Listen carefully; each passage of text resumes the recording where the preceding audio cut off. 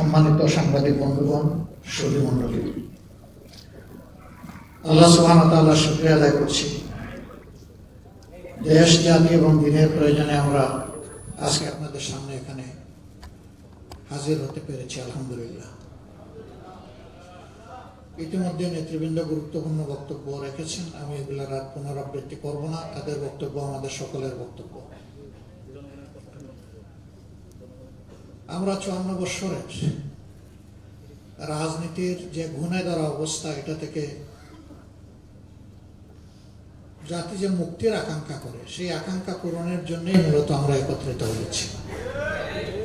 আমরা ওই পুরানা রাজনীতিটা আর চাই না, যেই রাজনীতি ফেসিবাদ হয়ে জাতির গাড়ে চেপে বসে, ও রাজনীতি আমরা একেবারেই চাই না। যে রাজনীতি নিরীহ মানুষের জীবন রক্ষার চাইতে মানুষকে খুনের রাজনীতি করে, আমরা সেই রাজনীতিতে আর ফিরে যেতে চাই না।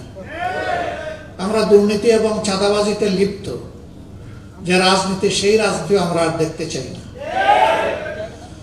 আমরা সত্যিকার অর্থেই জন আকাঙ্ক্ষা এবং বিশেষভাবে আমাদের তরুণদের আকাঙ্ক্ষার বাংলাদেশটাই দেখতে চাই। সেই বাংলাদেশটা গড়ার জন্যই আমাদের এই অন্তর্ভুক্তিমূলক আয়োজন। আমরা কার্যত জুলাই বিপ্লবের যারা স্বীকৃতি দেন, ধারণ করেন, জুলাই বিপ্লবের মাধ্যমে নতুন বাংলাদেশ গড়ার স্বপ্ন দেখেন, সেই লোকগুলোই আমরা একত্রিত হয়েছি। আপনারা দোয়া করবেন। দেশবাসীর কাছে আমাদের অনুরোধ যে আপনারাও পরিবর্তন চান, আর আমরা সেই পরিবর্তন করার দায়িত্ব নিয়ে ময়দানে নেমেছি। কার্যত আপনাদের দেওয়া দায়িত্বই আমরা পালন করার জন্য সামনে এসেছি। আমরা আশা করি যে আপনারা সবকিছু দিয়ে আমাদের পাশে থাকবেন, সমর্থন যোগাবেন, ভালোবাসবেন এবং জনগণের বিজয়টা আপনারা নিশ্চিত করবেন। অতীতের মতো কোনো নির্বাচনী ইঞ্জিনিয়ারিং আমরা দেখতে চাই না, এবং আসলে আমরা একবারই এটা বরদাস্ত করব না, ইনশাআল্লাহ। যে কোনো ধরনের কারচুপি, ভোট ডাকাতি এবং ভোট ইঞ্জিনিয়ারিং এর বিরুদ্ধে, ম্যানুভারিং এর বিরুদ্ধে আমাদের অবস্থান হবে স্পষ্ট। এদেশের যে যুব সমাজ তিনটা নির্বাচনে ভোট দেওয়ার বয়স হওয়া সত্ত্বেও একটা ভোটও দিতে পারল না, আমরা তাদের ভোটটা নিশ্চিত করতে চাই। যুব সমাজ, তোমাদের ভোট তোমরা দেওয়ার জন্য ঘর থেকে বের হয়ে আসবা এবং তোমাদের ভোটের হিসাব নিয়ে তোমরা ঘরে ফিরবা। আমরা তোমাদের সাথে থাকবো, ইনশাআল্লাহ। আজকে এই প্রত্যাশা, আমাদের যে ঐক্যটি, সেই ঐক্য গঠনে বিভিন্নভাবে অনেকের বিশাল অবদান আছে।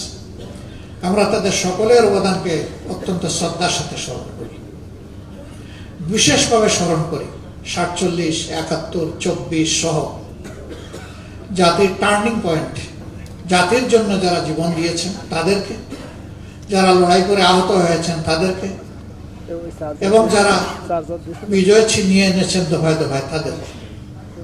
আমরা সকলের প্রতি শ্রদ্ধাশীল, আমরা সকলের প্রতি কৃতজ্ঞ। আমরা সকলের ঋণ পরিশোধ করতে চাই, একটা নতুন বাংলাদেশ গড়ার মাধ্যমেই ঋণ পরিশোধ করতে চাই। যেই দেশটা হবে আধিপত্যবাদের কবল থেকে মুক্ত, ফ্যাসিবাদের কবল থেকে মুক্ত, এই দুই যন্ত্রণা থেকে মুক্ত একটা নতুন বাংলাদেশ তিনি আল্লাহ তাআলা আমাদেরকে দান করবেন।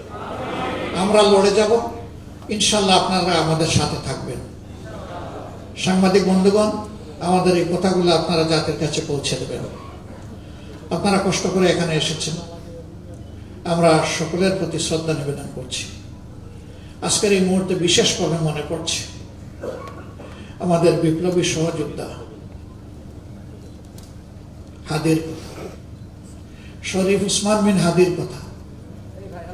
সে ছিল বাংলাদেশের জনগণের জীবন্ত কণ্ঠ। সে নিজেই ছিল একটা বিপ্লব, একটা বিপ্লবের আইকন। তাকে কারা হত্যা করেছে জনগণ তা বুঝে। আমরা তার বিচার চাই। তার বিচারটা যদি জনগণ দেখতে পায়, তাহলে জাতির জন্য জীবন উৎসর্গ করতে আরো অনেকেই এগিয়ে আসবে। দায়িত্ব নিবে, ঝুঁকি নিবে, বিপ্লবী হয়ে উঠবে। কিন্তু এই বিচারকে যদি ধামা চাপা দেওয়া হয় তাহলে এদেশে বিপ্লবীর জন্ম হবে না। অতএব হাদির বিচার সহ এরকম বিপ্লবীদের বিচার আমাদের বড়ই প্রয়োজন। আপনারা সবাই ভালো থাকবেন। আল্লাহ তাআলা আমাদের দেশের প্রতি রহম করুন, শান্তির ফয়সালা দান করুন। আগামী 12 ফেব্রুয়ারির নির্বাচনটা জনগণের আকাঙ্ক্ষার নির্বাচনে, সুষ্ঠু নির্বাচনে পরিণত হোক এবং সেই সুষ্ঠু নির্বাচনের মধ্য দিয়ে একটি সোনালী সমাজ বিনির্মাণের নূতন চ্যাপ্টার রচনা হোক।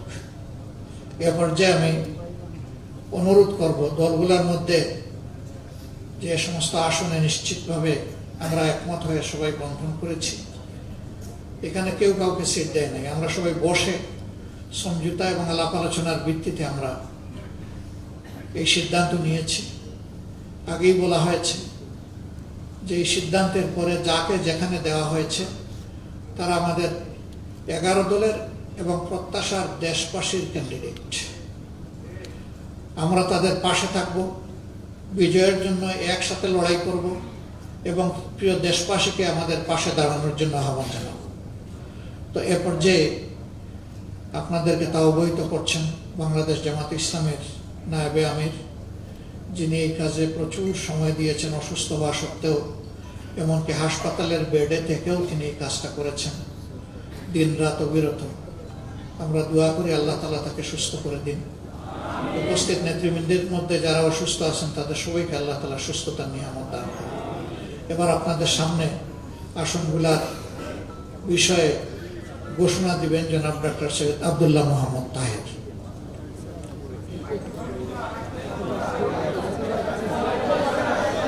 বিসমিল্লাহির রহমানির রহিম।